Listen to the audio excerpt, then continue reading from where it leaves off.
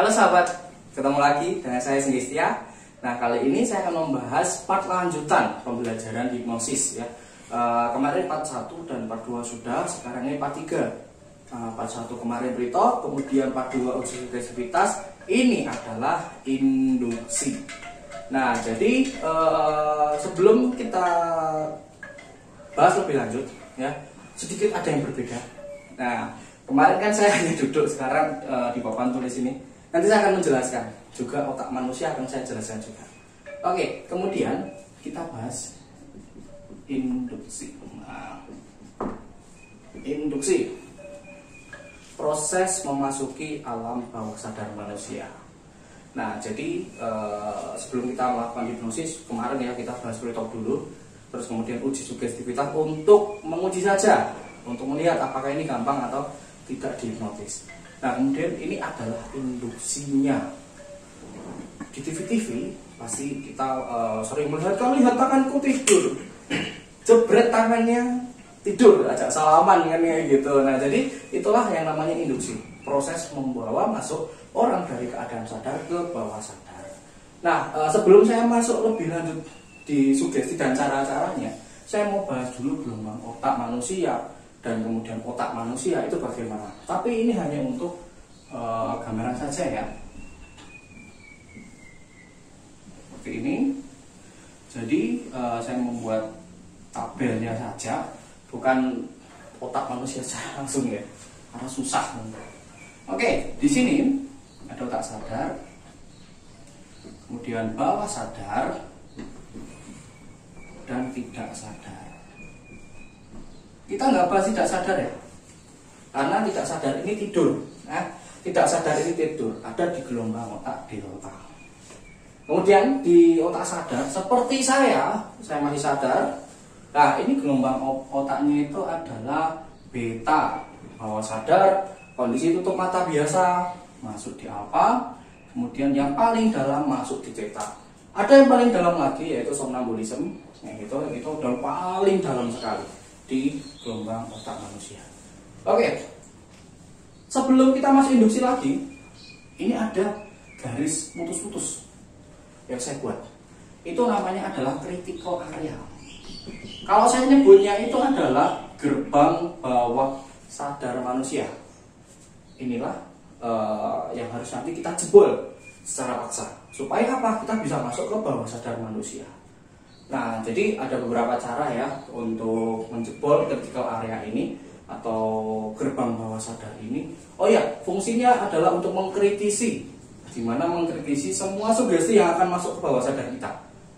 Jika ini bermanfaat, dia akan masukkan. Jika ini tidak bermanfaat, dia akan keluarkan lagi. Tetapi jika sugesti yang tidak bermanfaat ini diulang terus-menerus, maka critical area ini akan bisa salah membaca, kemudian dimasukkan ke bawah sadar dan menjadi penyakit-penyakit psikis. Oke, kita lanjut. Nah, cara menjebol critical area itu ada 4 cara. Yang pertama, tulisan di sini aja, yaitu dengan membuatnya kaget, membuat si orang tersebut, si subyek tersebut, si klien tersebut kaget. Yang kedua, bosan. Yang ketiga, bingung. Dan yang keempat adalah relax. Saya biasanya menggunakan paling kaget, bosan, bingung. Saya kaget, bosan, dan relax. Saya jarang menggunakan bingung, karena kita harus membingungkan otak manusia tersebut. Nah, jadi saya sering senengnya itu malah pakai kaget. Ya, biasanya ini muka manusia ya, muka kliennya maksud saya kayak gitu kan. Bayangkan ada sebuah titik di telapak tangan saya, mendekat tidur. Mungkin kira-kira 1 jengkal lah tidur, kita kaget kan. Tetapi ya jangan terlalu keras, nanti kasihan mukanya kayak gitu.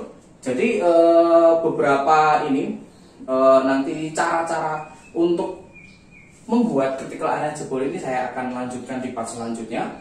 Yang pasti ini adalah caranya, cara menjebol critical area. Jadi besok saya akan praktekkan beberapa cara untuk menginduksi seseorang ya, tapi kali ini saya coba bahas dulu untuk induksi ini. Nah, jadi kemudian ketika dia sudah ini dikagetkan, apa kata kuncinya? Yaitu tidur. Loh, kok bisa tidur? Kok nggak rileks? Kok nggak apa? Kok nggak nyaman dan lain-lain?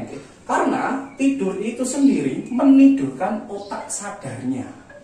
Otak sadarnya. Nah, itu ditidurkan sehingga nanti si klien bisa menggunakan bawah sadarnya secara maksimal. Seperti itu. Karena tidur sendiri identik dengan tutup mata. Nah, seperti itu.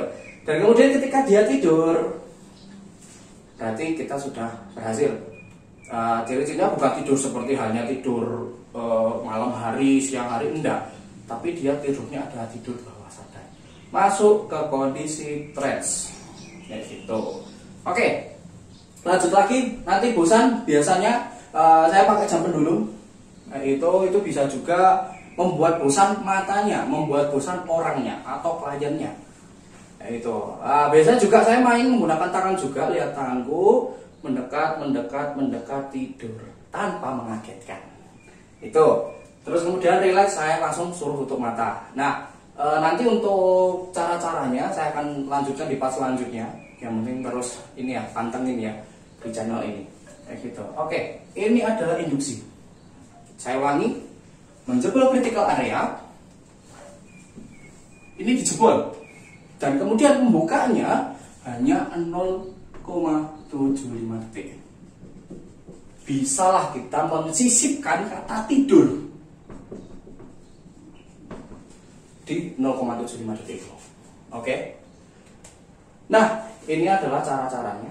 Tadi kita menjebol critical area dengan menggunakan kata tidur dan kemudian bisa menggunakan cara-cara ini kaget, bosan, bingung atau rileks. Kalau saya sebenarnya kaget, bosan sama rileks. Dan nanti videonya akan di part selanjutnya. Kayak gitu. Oke, itu dulu untuk cara induksi. Nanti saya praktekkan tapi di part selanjutnya bersama Mas Dimas di video selanjutnya. Pokoknya terus pantengin channel ini. Di belajar hipnosis itu gampang sekali. Oke, gitu. Kalau ada pertanyaan silahkan komen. Nah, gitu. Atau nanti tanya di IG saya @singgistiaal atau IG-nya Mas Andi Vians di @andivians, boleh silahkan. Kayak gitu. Dan kemudian saya juga mau ucapkan terima kasih ya yang udah nonton kemarin part 1 sama part 2-nya. Nanti kita lanjut ini di part 3, kemudian besok di part 4 adalah cara mensugestinya atau cara menginduksinya maksud saya. Cara menginduksi nanti ada lagi di part selanjutnya di pening, sugesti dan eliminasi. Gitu. Oke, gitu saja. Pokoknya tetap semangat belajar hipnosis dan hipnosis itu gampang kok dipelajari. Siap.